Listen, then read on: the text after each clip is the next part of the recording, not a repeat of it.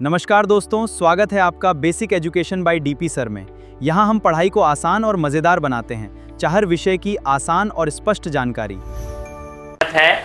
आज जो मैं फिजिक्स में आप लोग को पढ़ाने जा रहा हूँ यूनिट, क्या चीज़ यूनिट पढ़ाएंगे। और उसका नाम जो है मतलब क्या चीज़ का यूनिट बताने जा रहे हैं। पिछला क्लास में बताए थे बायट-सैवर्ट लॉ, बताए थे ना। उसका जो है फार्मूला जो होता है B बराबर म्यू नोट बटा 4 पाई एप्सिलॉन नोट आई डी एल साइन थीटा बटा आर स्क्वायर। ये फार्मूला था आप लोग के बायट-सैवर्ट का।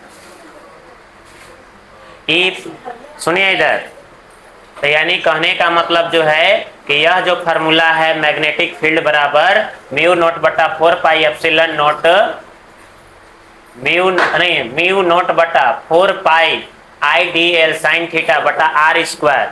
यह जो फार्मूला जो है क्या चीज़ है, क्या चीज़ का फार्मूला है, बायट-सैवर्ट का फार्मूला है। इसी में से हम लोग को आज जो फाइंड करना है, निकालना है यूनिट और डायमेंशन। म्यू नोट का जो है इसको बोलते हैं म्यू नोट, क्या बोलते हैं, म्यू नोट। यानी कि म्यू नोट का यानी कि फाइंड द, क्वेश्चन लिख रहे हैं find the unit and dimension of mu naught.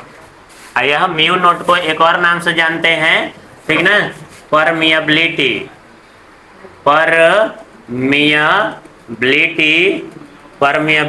Of free space. क्या बोलते हैं, परमिएबिलिटी ऑफ फ्री स्पेस बोलते हैं। तो हम लोग को आज यही निकालना है डायमेंशन इसका और यूनिट निकालना है। तो यूनिट निकालने के लिए या डायमेंशन निकालने के लिए हम लोग फार्मूला का यूज करते हैं। तो सबसे पहला नंबर यहाँ पर म्यू नोट बराबर लिखेंगे, ऐसे लिख लेते हैं वी हैव, ऐसे लिख लेते हैं वी हैव। बी बराबर लिखेंगे म्यू नोट बटा 4 pi I D L sine theta बटा आर स्क्वायर हो जाएगा। ऐसे क्रॉस मल्टीप्लाई करेंगे, एक से इस सब में गुना होगा तो म्यू नोट आई डी एल और क्या हो जाएगा साइन थीटा। फिर ऐसे गुना करेंगे तो बी 4 पाई और क्या हो जाएगा आर स्क्वायर। ऐसे तिरछा तिरछे गुना, ऐसे तिरछा तिरछे गुना, ठीक ना। अब यहाँ से म्यू नोट बराबर लिखेंगे तो क्या मिलेगा बी 4 पाई आर स्क्वायर और बटा में आई डी एल और क्या हो जाएगा साइन थीटा। बात सुनाया। अब यहाँ से देखिएगा यूनिट कैसे लिखेंगे। मैग्नेटिक फील्ड का यूनिट क्या होता है, टेस्ला का होता है, टेस्ला।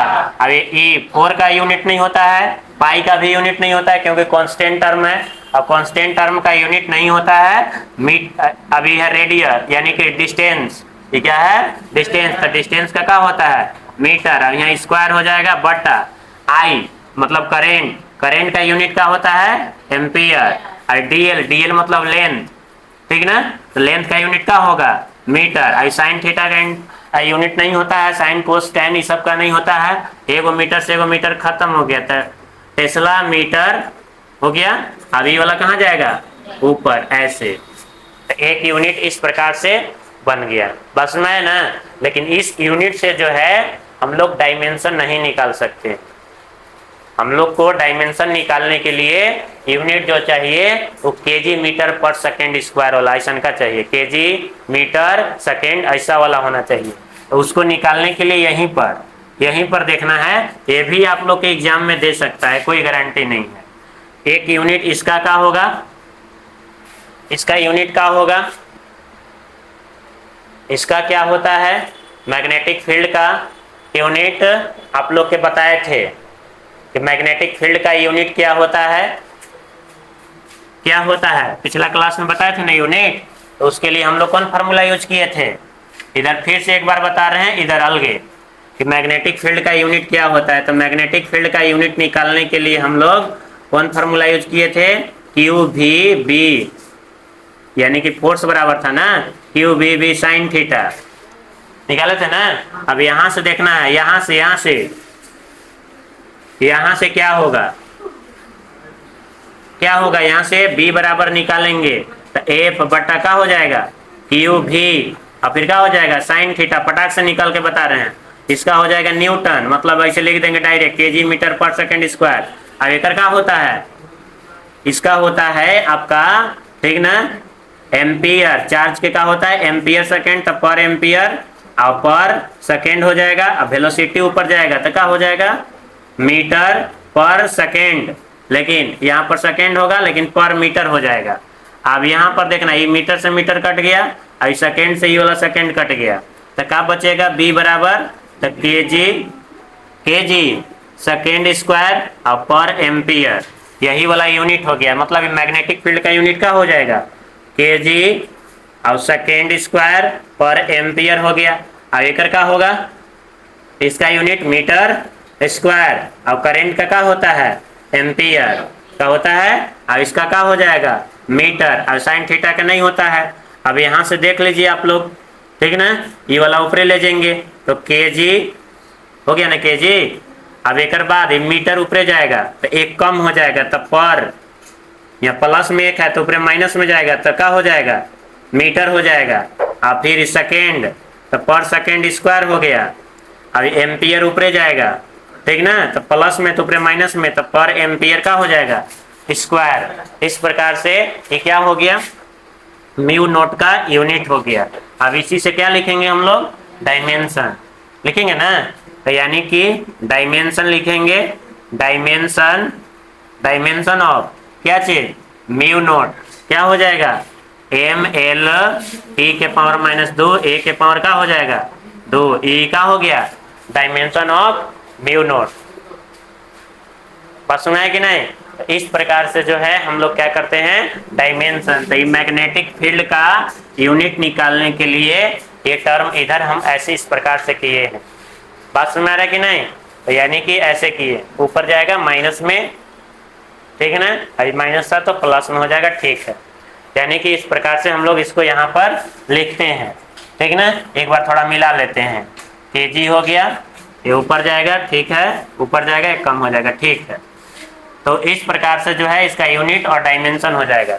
बात समझ में ना। इसको आप लोग को क्या कर लेना है, याद कर लेना है, एग्जाम में पूछा जाता है। एग्जाम में सबसे ज्यादा 12th क्लास में 2 गो यूनिट ज्यादा पूछता है और डायमेंशन पूछता है। एक अपसिलन नोट, एक का पूछा जाता है अपसिलन नोट है, वो म्यू नोट, याद रहे। म्यू नोट को नाम क्या है, म्यू नोट को क्या बोलते हैं, परमिएबिलिटी ऑफ फ्री स्पेस। अब ये अपसिलन नोट रहेगा तो उसको बोलते हैं परमिटिविटी ऑफ फ्री स्पेस बोलते हैं। बात समझ आया। यानी कि इस प्रकार से जो है हम लोग इसको क्या करते हैं, लिखते हैं। क्या यह बात समझ में आ गया ना। अब देखिए, अब एक चीज, एक टॉपिक इसमें बता देते हैं आप लोग के, और टॉपिक क्या है, प्रूव दैट, ठीक ना, C बराबर 1/√म्यू नोट और इंटू अपसिलन नोट। अभी फार्मूला क्या है, किसका फार्मूला है, तो यह जो फार्मूला है स्पीड ऑफ लाइट के लिए फार्मूला है। एग्जाम में यो पूछा जाता है कि what is the expression of speed of light, यही है स्पीड ऑफ लाइट का एक्सप्रेशन। अब इसको हम आप लोग के प्रूफ करके दिखा रहे हैं, क्या करके दिखा रहे हैं, प्रूफ करके दिखा रहे हैं, ठीक ना। थोड़ा सा देखना है ध्यान से। एक और चीज इसमें याद रख लेना है आप लोग के कि म्यू नोट का जो वैल्यू होता है वो कितना होता है, 4 पाई गुने 10 के पावर माइनस 7 का होता है 7। अब ये वाला लिखते हैं, कौन वाला, ठीक ना। म्यू नोट का अगर यूनिट निकालेंगे तो वो वाला लिख देंगे, कौन लिखेंगे, टेस्ला मीटर पर एम्पियर।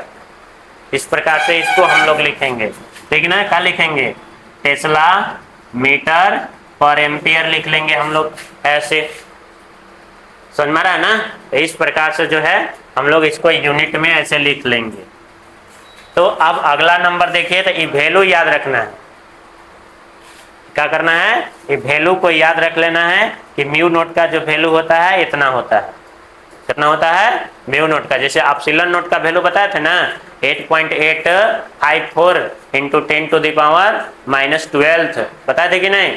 उसी प्रकार से म्यू नोट का क्या है, वैल्यू है। क्या यह बात समझ में रहा है। तो इस प्रकार से हम लोग इसको क्या करते हैं। तो उसी प्रकार से यहाँ पर जो है, यहाँ पर हम लोग लिखेंगे, देखिए प्रूफ करने के लिए हम लोग लिखेंगे ऐसे, ठीक ना। वी हैव ऐसे लिख सकते हैं, देखिए म्यू नोट इंटू का लिख सकते हैं, देखा जाए mu naught into epsilon not, mu naught into epsilon not. अब म्यू नॉट का वैल्यू कितना होता है 4 पाई गुने 10 के पावर